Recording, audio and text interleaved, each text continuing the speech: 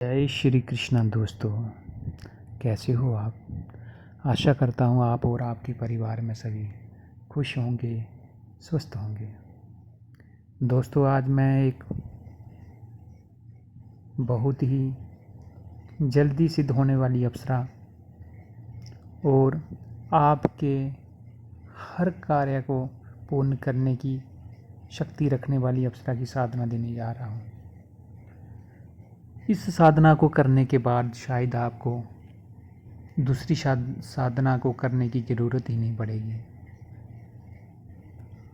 ये जो अप्सरा है ये देखने को इतनी खूबसूरत है कि आप देखते ही रह जाओगे। बस इसकी खूबसूरती ही साधना भंग होने का कारण बनती है, जिससे आपको थोड़ा सतर्क रहना है। इस साधना को शुक्रवार के दिन पुक्ष नक्षत्र पड़े या फिर अमावस्या वाले दिन ग्रहण काल में शुरू कर सकते हैं। दीपावली को शुरू कर सकते हैं या होली वाले दिन शुरू कर सकते हैं या फिर अमावस्या वाले दिन आप शुरू कर सकते हैं। लेकिन उस अमावस्या को, जिस अमावस्या को शुक्रवार बढ़ता हो, उसको शुरू करनी है। ये सारे काम करती हैं, ये एक प्रेमिका बन के आपके साथ साथ 24 घंटे रहती हैं। किसी को नहीं दिखती, सिर्फ आपको ही दिखेगी।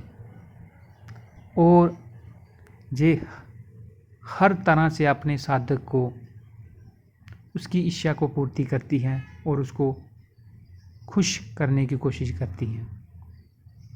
ये साधना बहुत ही मज़ेदार है। जो भी करेगा वो मुझे याद करेगा। इस साधना की विधि उत्तर दिशा की ओर आपने एक चौकी स्थापित करें। तो आपके पास दूध की बनाई हुई मिठाई चाहिए और गुलाब के फूल चाहिए और आपको इत्र चाहिए। और इसमें शर्त ये है कि आपका लाल रंग का आसन चाहिए और लाल ही कपड़े चाहिए। तो लाल कपड़े पहनकर और लाल आसन पर बैठकर और रुद्राक्ष की माला को पहले जागृत कर लें, फिर उसके बाद इसकी साधना करें। 31 माला का इसका जाप करना है। ये पहले ही दिन में आ जाती हैं, लेकिन 3 दिन मैंने इसलिए लिखे टाइटल में, क्योंकि जो अनाड़ी से अनाड़ी व्यक्ति भी इसकी साधना करेगा तो 3 दिन रख लो। तो ये पहले ही दिन आ जाती हैं और आके इसमें सबसे मेन बात ये है, जिस दिन ये आपको साधना करनी है उस दिन आप मंदिर नहीं जाओगे और कोई हनुमान चालीसा या कोई भी कवच गायत्री मंत्र नहीं पढ़ोगे।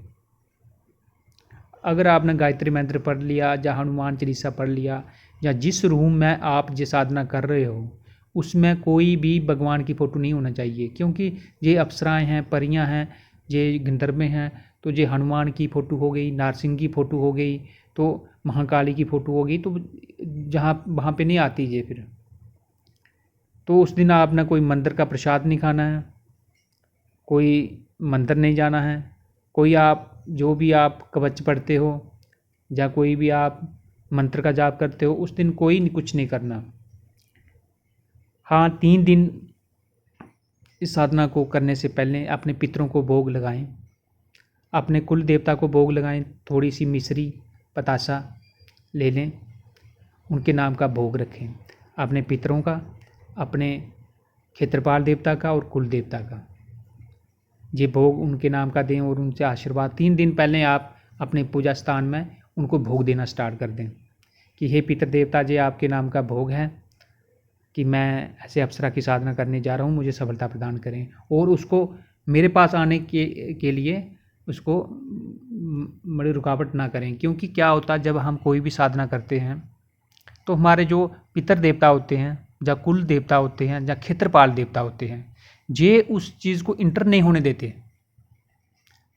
फिर लोग कहते हैं कि हमने इतने मंत्रों की साधना की लेकिन हमें प्रदक्षीकरण नहीं हुआ। ये प्रदक्षीकरण की साधना है।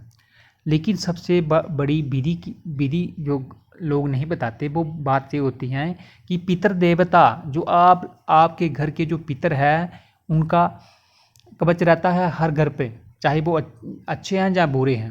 किसी भी और शक्ति को आपके पास आपके घर में एंटर होने से पहले उनसे सामना करना पड़ता है।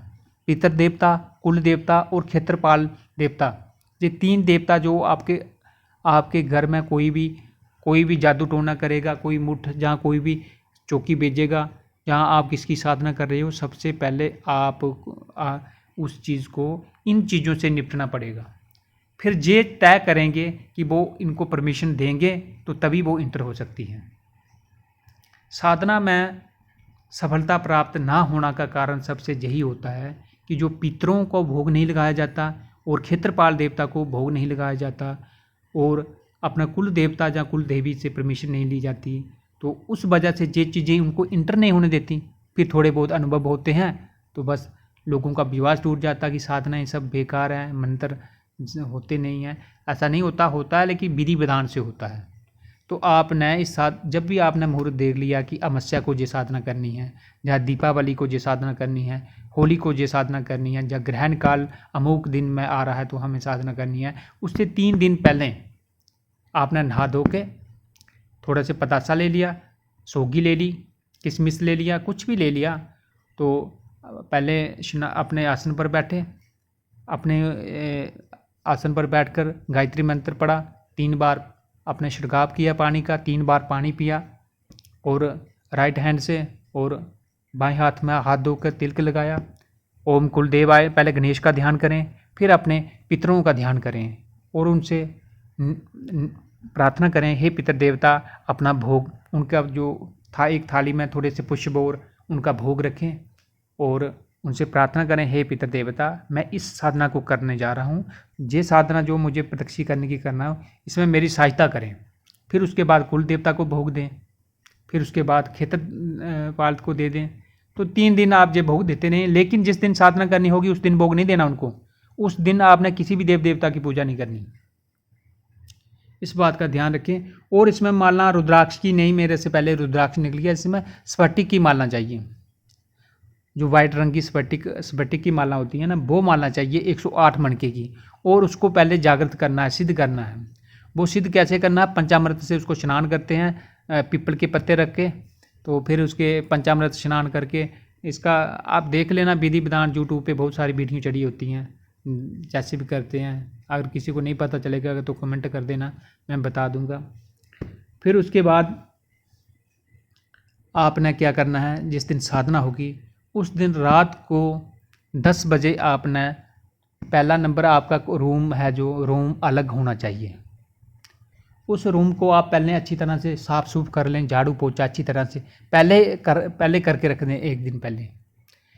फिर उसमें आप खुशबू वाली सेंट जो इत्र होता है, गुलाब का इत्र होता है, मोगरे का इत्र होता है, ये सारा छिड़काव करें, खुशबूदार वातावरण बना दें।